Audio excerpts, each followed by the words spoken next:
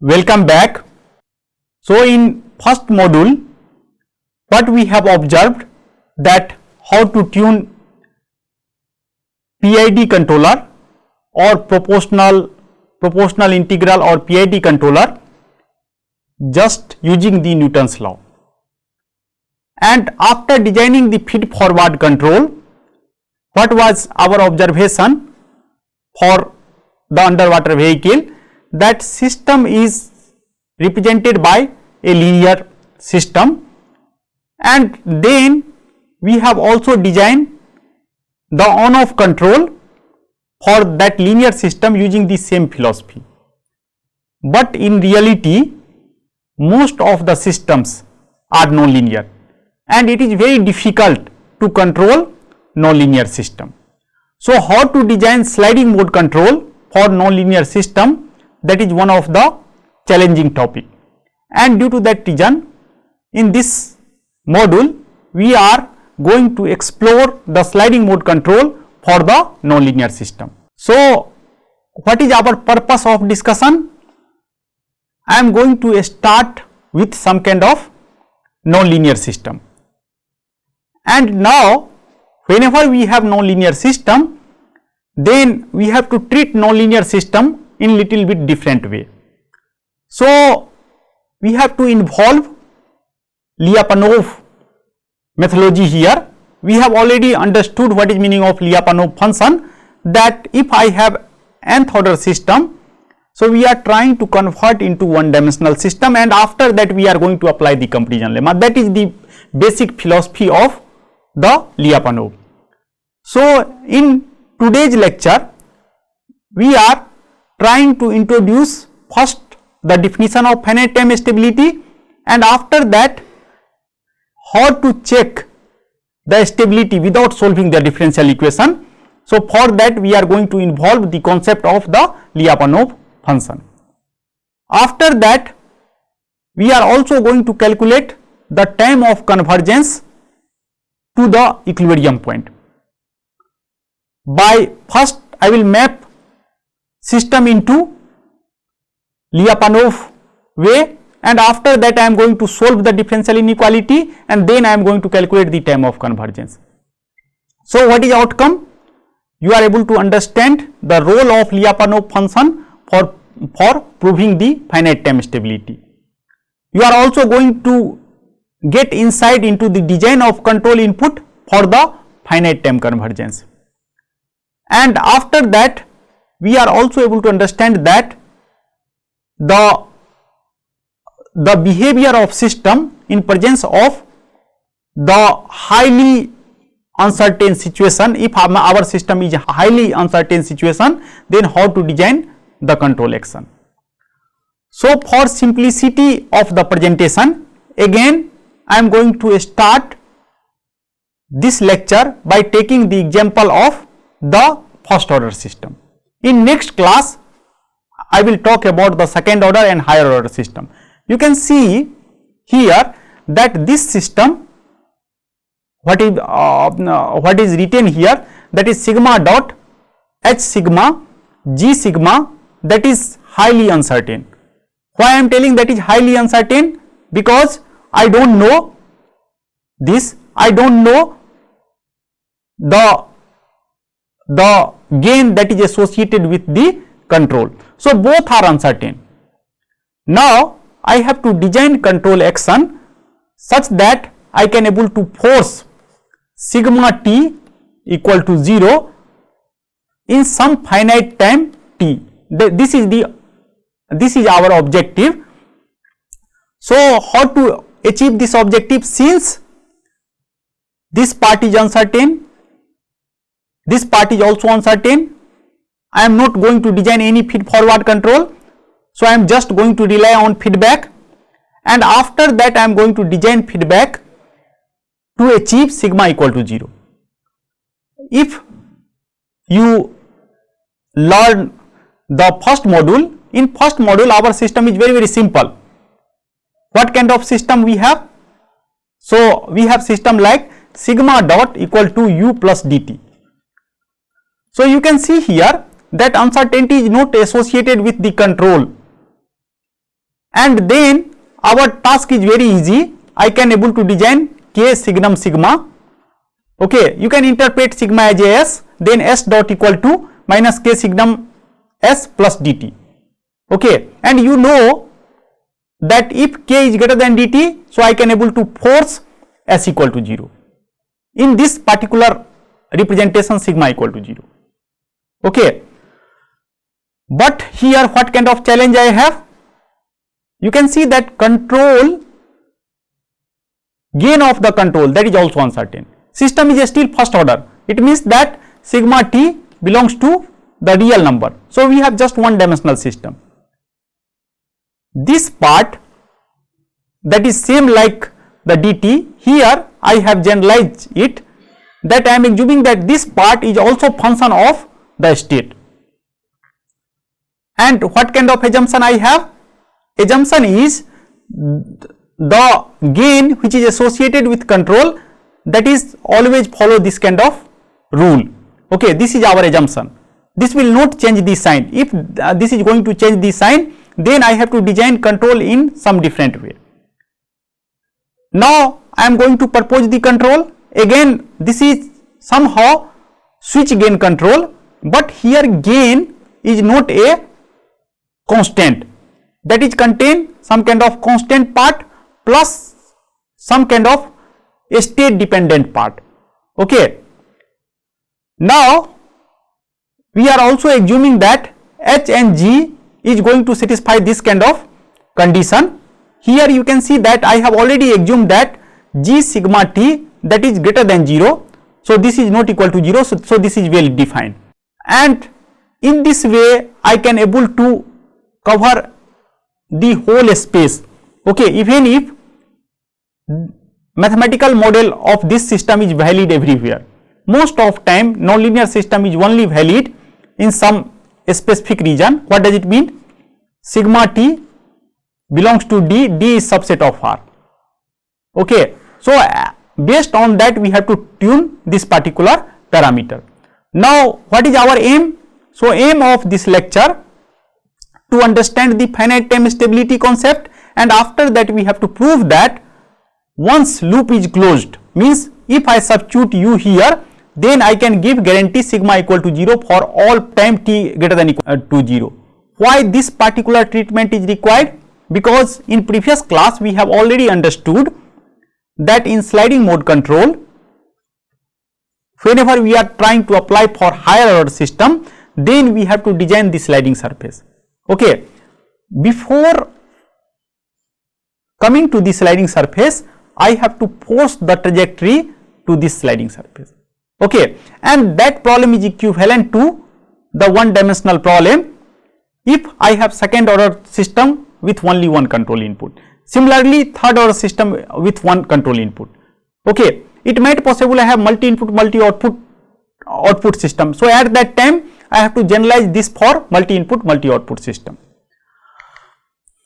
So finite time stability is very natural in nature.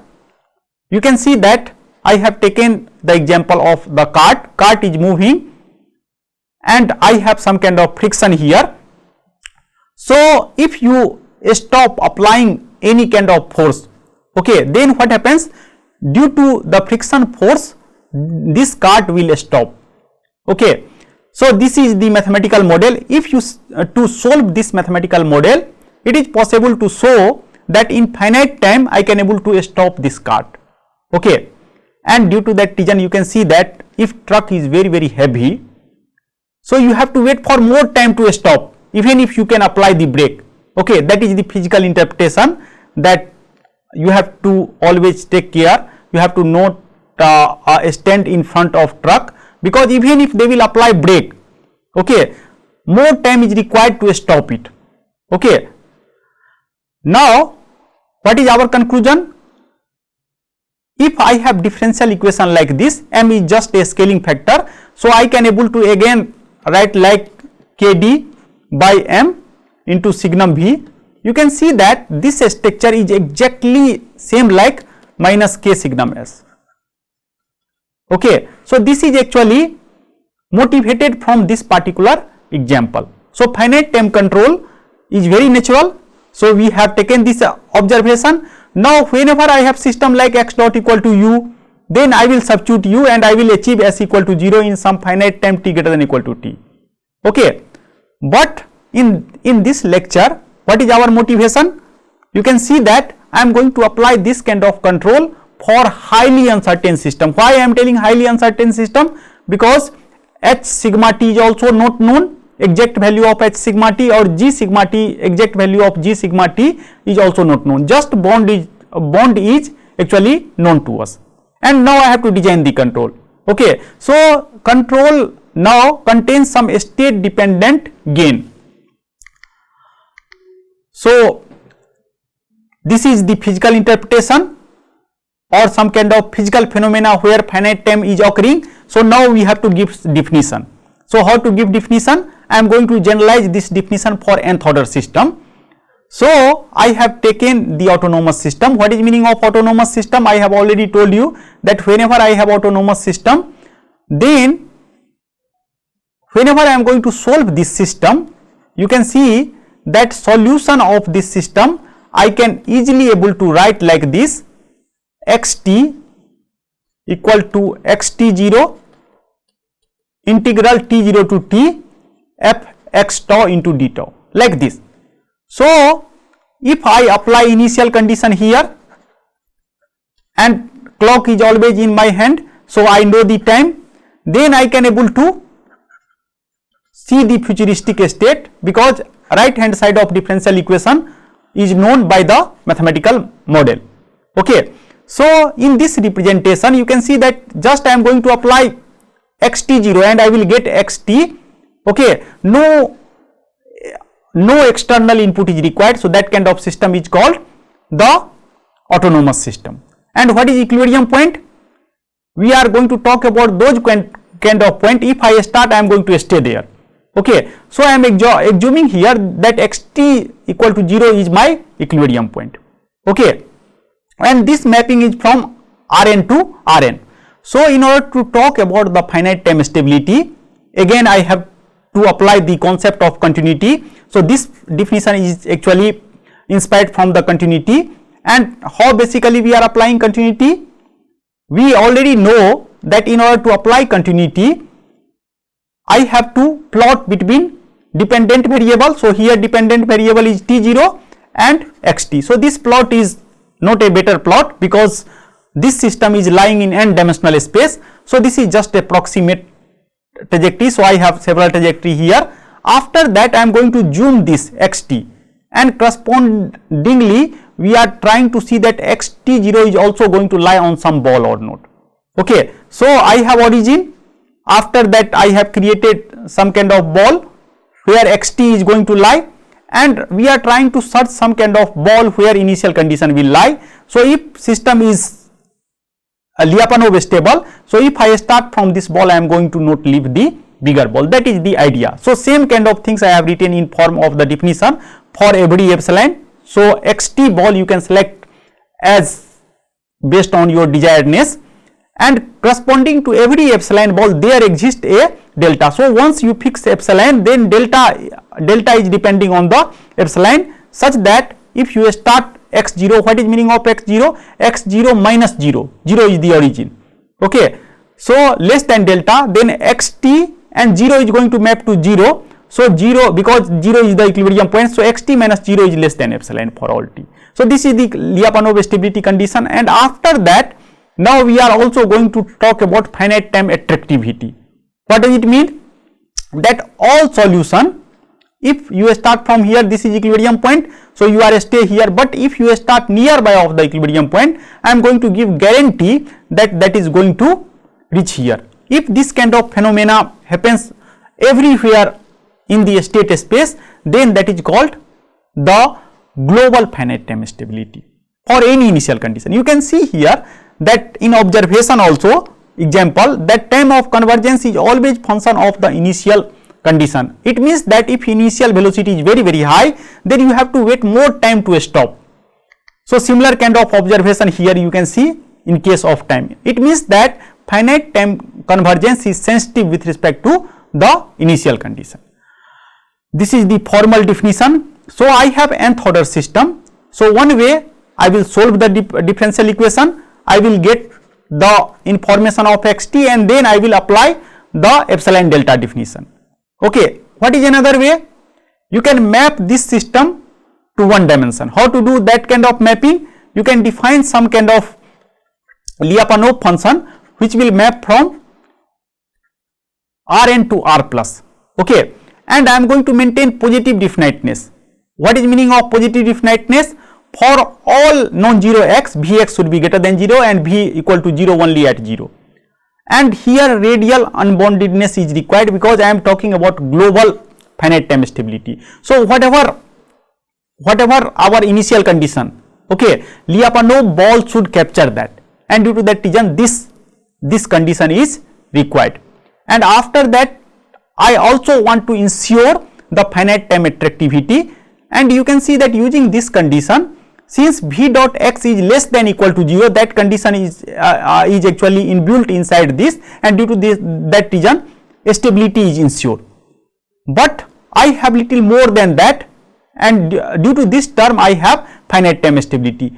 So here alpha should lie between 0 to 1. Why? Because I want to enforce that once our trajectory is close to the equilibrium point, at that time they will converge with very high speed. Okay, how to confirm that? You can just take the derivative of Vx power alpha with respect to x, and you can able to see that since alpha is lie between 0 to 1, so as you are very close to the equilibrium point, the rate of change or Jacobian of this is tending towards infinity, and due to that reason I will get the finite time attractivity. So that is geometrical interpretation. Physically or mathematically you can able to see by solving this. So this is the mathematical way to show the finite time attractivity. What I have done, I have taken the same equation, I have do the variable separation method, and after that I have at 0 I have Vx 0, at Tf this is 0. So I have integrated this, and after that I will get this kind of expression. So here Vx0 is finite, C is finite, everything is finite, and due to that reason Tf is also finite. So in finite time, if I have this kind of condition, so V equal to 0 in finite time, okay, and V equal to 0 also implies x equal to 0. So at equilibrium point we will reach in the finite time. That is the conclusion.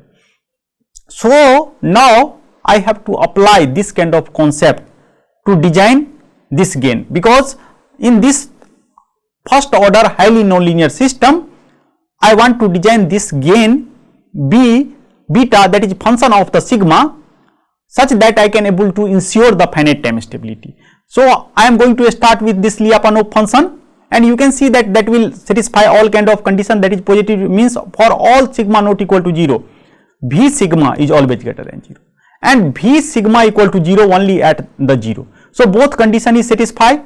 After that I have to calculate the rate of change. So this is differentiable function. So sigma dot 2 and half will cancel out, and after that I have substituted the system dynamics, and then I have substituted the control. So this is our system. Okay, in this particular development, since our system is highly uncertain, so I am assuming that I don't worry about the sigma equal to 0, what kind of things occur to sigma 0. Practically in finite time we will go to the close vicinity of the equilibrium point, and I am going to maintain there. Okay, so practically sigma equal to 0 never occur, and due to that reason we are not worrying about that, and due to that reason I have defined signum sigma equal to sigma by mod sigma. Okay, and then what I am going to do, I am going to do the substitution of the signum sigma like this, and then I am going to apply the gain of the controller. I am assuming that that contain the constant part. Why constant part is required? Because I am going to make sure, because system is very uncertain, so even if this part equal to 0, because this is depending on the state, I have some kind of gain to handle the uncertainty, and due to that reason the gain of the switching control I am maintaining, that is beta equal to 0 plus rho sigma. After substitution of this, I will get this expression. Now, this kind of condition I am assuming, and you have already seen that I am assuming this kind of condition, that this should be greater than 0. So, this kind of condition I have G0. So, here something like G0 I have.